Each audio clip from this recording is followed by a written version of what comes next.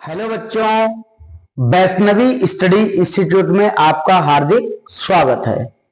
तो हमने कल आपसे औसत के कुछ सवालों पर चर्चा की थी और आपको विभिन्न सवालों के बारे में बताया था कि किस किस प्रकार से आपसे परीक्षा में प्रश्न पूछे जा सकते हैं। तो आज हम आपसे बात करेंगे प्रतिशत के बारे में, जिससे परीक्षा में अधिकांश प्रश्न आपसे किसी न किसी रूप में पूछे जाते हैं। तो लगातार आप हमारे साथ बने रहिए। चलिए समझते हैं प्रतिशत क्या होता है, किसी संख्या को प्रतिशत में बदलने के लिए क्या करते हैं, या प्रतिशत चिन्ह हटाने के लिए क्या किया जाता है। देखिए, आज हम आपसे बात करेंगे प्रतिशत पर, जिसे आप अंग्रेजी में परसेंटेज कहते हैं। तो इसमें हम आपको सबसे पहला पॉइंट जो लिखाने वाले हैं, नंबर 1, किसी संख्या को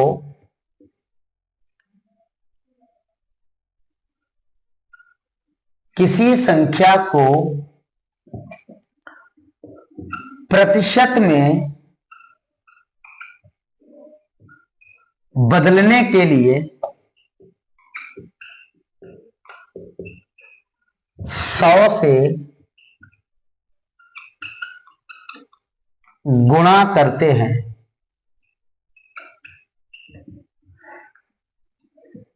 किसी संख्या को यदि हमें प्रतिशत में बदलना है तो उस संख्या में हम 100 से गुणा करेंगे तो वह संख्या प्रतिशत में बदल जाएगी। अगला पॉइंट, अगर आपको प्रतिशत चिन्ह हटाना हो तो लिखेंगे क्या? प्रतिशत चिन्ह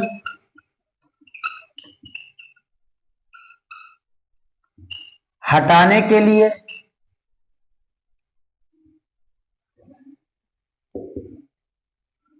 100 से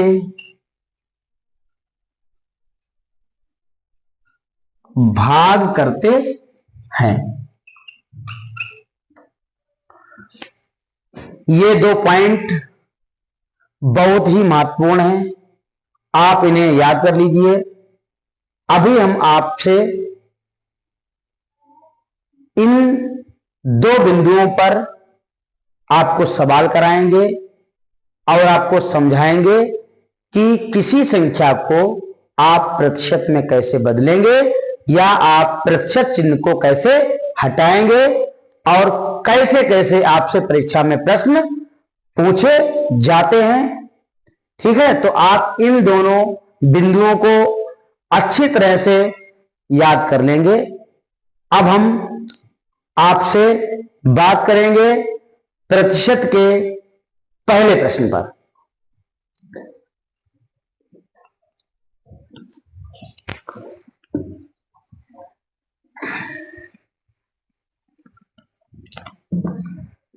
पहला प्रश्न आपका है नंबर 1, 4/5 को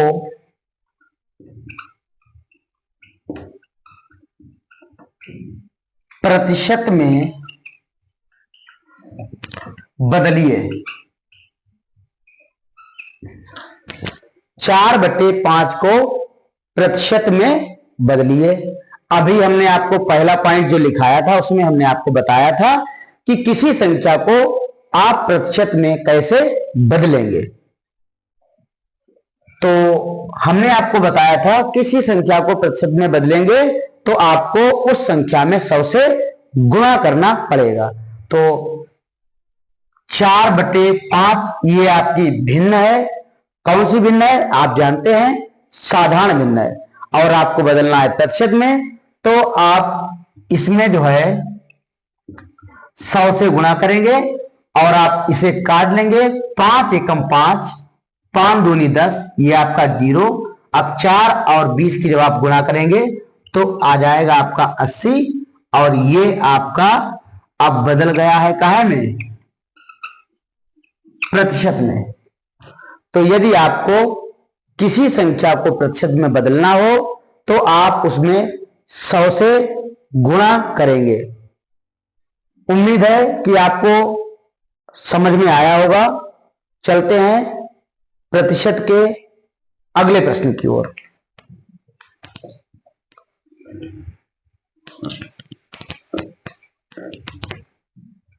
दूसरा प्रश्न यह है कि आप प्रतिशत चिन्ह को कैसे हटाएंगे। देखिए आप 70%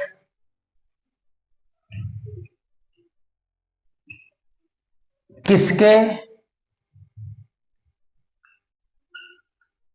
समतुल्य है, यह प्रश्न आपसे पूछ दिया गया कि 70% किसके समतुल्य है। समतुल्य का मतलब होता है बराबर, जिसे आपसे कभी कभी तुल्य भी कह दिया जाता है।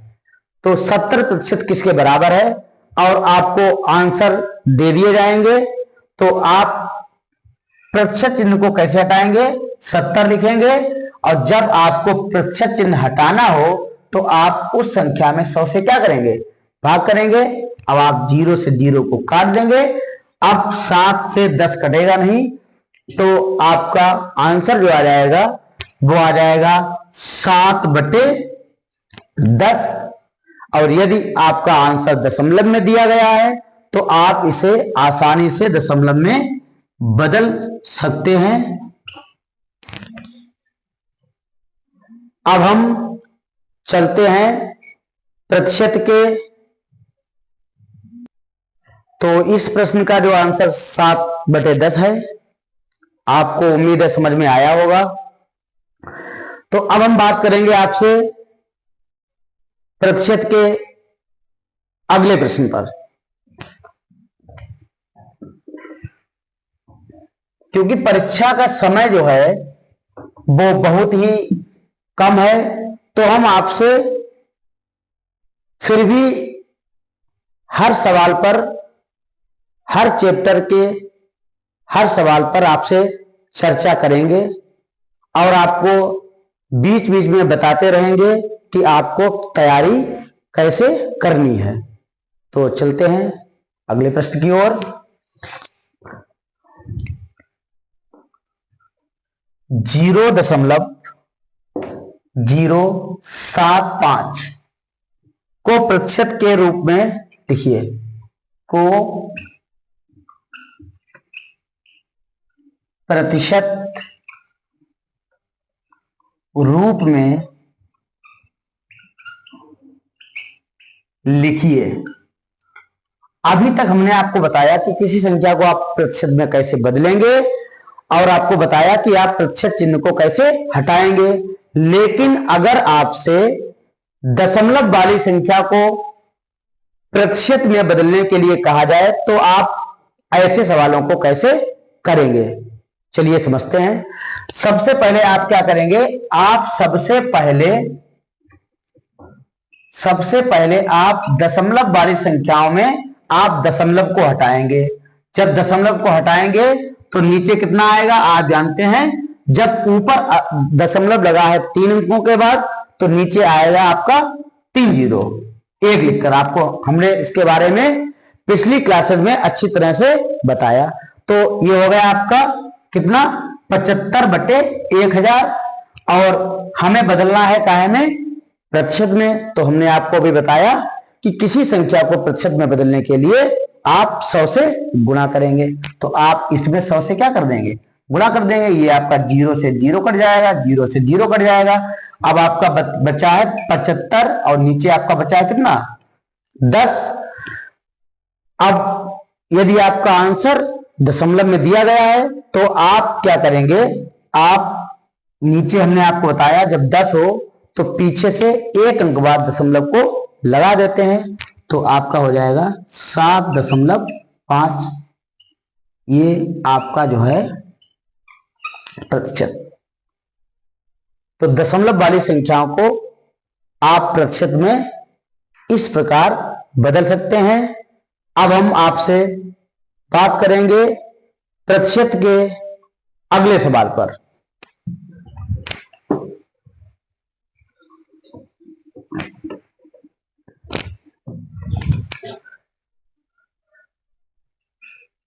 तीन सौ का 30% बराबर क्वेश्चन मार्क। अगर इस टाइप का प्रश्न आपसे पूछा जाए तो आप कैसे करेंगे? देखिए 300 का मतलब जब हमने आपको सरलीकरण पढ़ाया था तो हमने आपको बताया था कि का मतलब क्या होता है? गुणा होता है। 30 बटे जब आप प्रतिशत चिन्ह को हटाएंगे तो नीचे कितना आएगा? 100 आएगा। अब आप 0 से 0 को काट देंगे, 0 से 0 काट देंगे। अब आपका ऊपर बचा 30 और 3। अब आप 30 और 3 की जब गुणा करेंगे तो आपका आ जाएगा 90। ये आपका आंसर है। उम्मीद है कि यह प्रश्न भी आपको समझ में आया होगा और अब आप इस प्रकार के प्रश्नों को अच्छी तरह से हल कर लेंगे। चलते हैं अगले प्रश्न की ओर।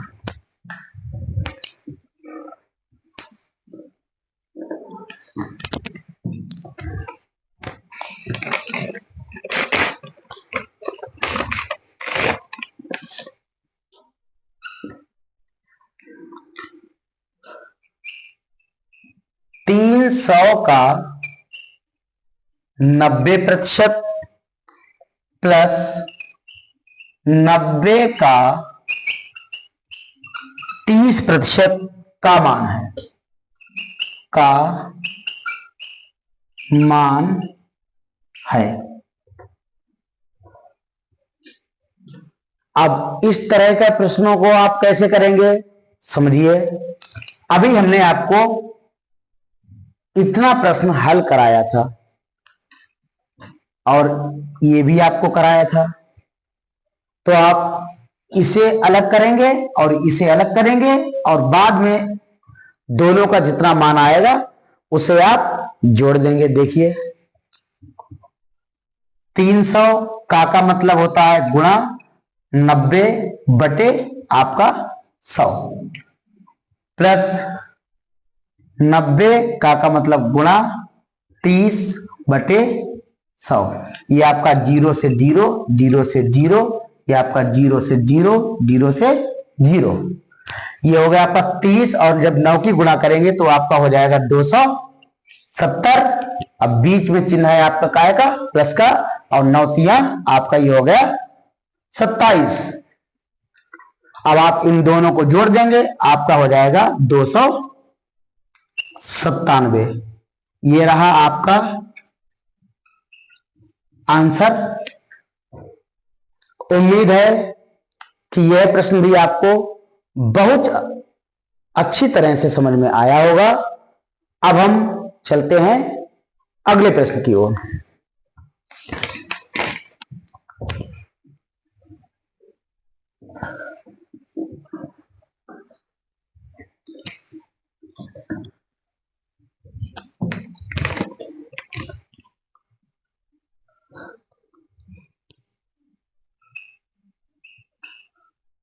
किस धन का 30% 120 रुपए होगा? अगर इस तरह का प्रश्न आपसे परीक्षा में पूछ दिया जाए तो आप किस तरह से हल करेंगे? तो ऐसे प्रश्नों में आप हमेशा धन को मानेंगे यक्स, या यही प्रश्न आपसे दूसरी भाषा में पूछा जा सकता है कि किसी संख्या का 30% 120 होगा, तो आप इसी तरह से हल करेंगे। तो किस धन का, तो आप धन मानेंगे क्या? यक्स मानेंगे। यक्स का 30%। और ये जो कामा लगा है यहां पे आप चिन्ह लगाएंगे क्या, बराबर का, और बराबर में आपका है 120। अब आप यक्स का मान निकाल लेंगे, वही आपका आंसर हो जाएगा। देखिए आप, यक्स का मतलब गुणा 30 और नीचे आपका आ गया है कितना, 100 बराबर 120। अब यक्स का मान जब निकालते हैं तो उसके साथ में जो संख्याएं होती हैं उन्हें हम दूसरी साइड भेज देते हैं। इस प्रक्रिया को हमने आपको पहले भी बताया, पक्षांतर कहते हैं। और पक्षांतर में चिन्ह जो होते हैं वो बदल जाते हैं। देखिए किस प्रकार, यक्स का मान निकालेंगे तो यक्स पहले इधर लिखेंगे, बराबर का चिन्ह लगाएंगे और बराबर वाली चीज जो है पहले लिखते हैं। फिर उसके बाद में 100 आपका काहे में है, इधर भाग में है, तो इधर काहे में जाएगा, गुणे में जाएगा। और 30 आपका गुणे में है तो ये इधर आएगा आपका भाग में। ये 0 से 0, 3 एकम 3, 3 चक्कू 12। तो इस प्रकार यक्स का मान जो आ गया है 4 और 100 की गुणा 400।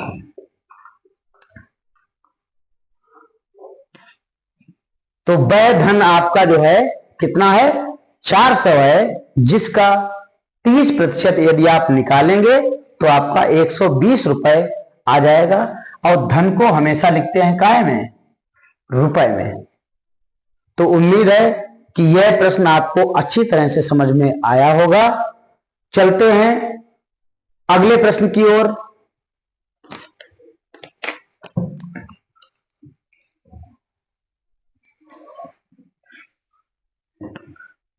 अगला प्रश्न भी आपका बहुत ही महत्वपूर्ण प्रश्न है। 75 का यक्स प्रतिशत बराबर 50 का 30%। तो यक्स का मान है,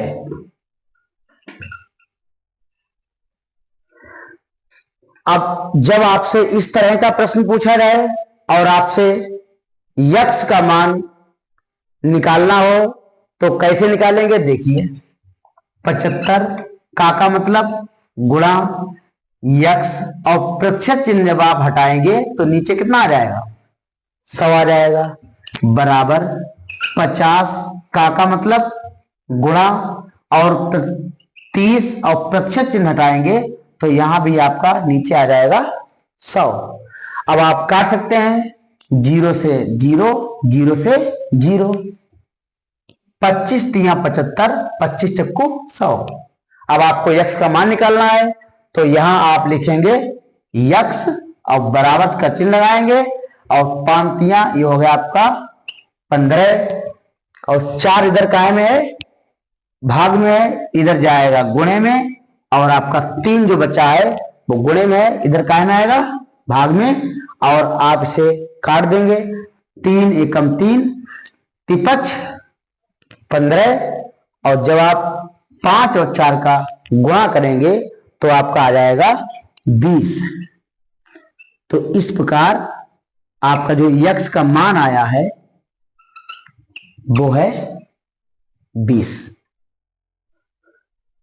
उम्मीद है कि यह प्रश्न आपको समझ में आया होगा। अब चलते हैं अगले प्रश्न की ओर।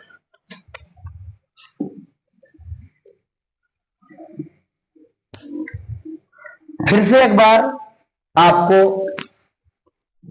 इसी तरह का प्रश्न कराते हैं ताकि आपको इस तरह के प्रश्नों को करने में कोई भी समस्या ना हो। देखिए एक बार फिर से, 5 का यक्स प्रतिशत बराबर 10 का 20%। तो यक्स का मान